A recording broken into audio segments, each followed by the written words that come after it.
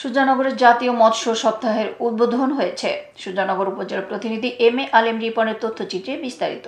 অভয়াশ্রম গড়ে তুলে দেশি মাছে দেশ ভরি এই প্রতিপাদ্যকে নিয়ে 18 আগস্ট জাতীয় মৎস্য সপ্তাহ 2025 উপলক্ষে সুজানগরে র্যালি, আলোচনা সভা ও পোনা অবমুক্তকরণ করা হয়েছে। নিরাপদ মাছ উৎপাদন বৃদ্ধিতে দেশের জনগণকে আরও সচেতন ও সম্পৃক্ত করার লক্ষ্যে দিনব্যাপী এই সকল কর্মসূচি পালন করা হয়।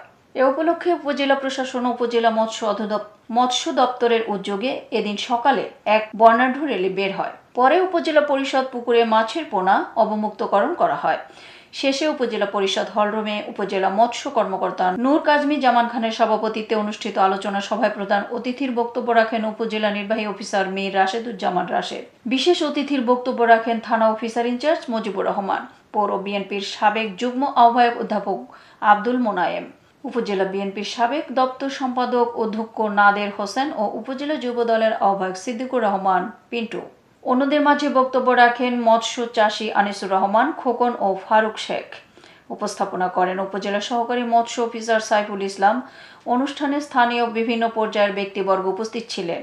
আলোচনা সভা শেষে উপজেলার সফল মৎস্য চাষী ব্যক্তি, উদ্যোক্তা ও প্রতিষ্ঠানকে মৎস্য পুরস্কার প্রদান করা হয়। এবারে সফল পাঙাশ মাছ চাষী হিসেবে পৌরসভার সাবেক কাউন্সিলর আনিসুর রহমান খোকন, সফল পোনা মাছ চাষী হিসেবে ফারুক শেখ, সফল তেলাপিয়া চাষী হিসেবে মামুন বিশ্বাস ও সফল পোনা মাছ চাষে সাবেক পৌর কাউন্সিলর আবুল কালাম আজাদ উপজেলার শ্রেষ্ঠ হওয়ার গৌরব অর্জন করায় তাদের হাতে সম্মাননা ক্রেস্ট তুলে দেন অতিথিবৃন্দ।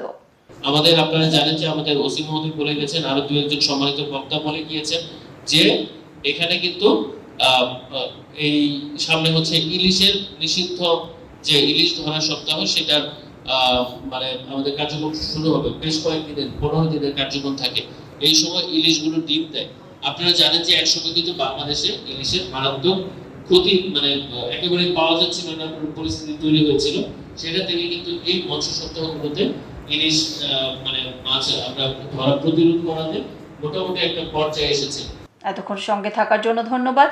i1 টিভি নিয়মিত আপডেট পেতে ভিজিট করুন আমাদের ওয়েবসাইট, ফেসবুক, ইনস্টাগ্রাম ও ইউটিউব চ্যানেলে।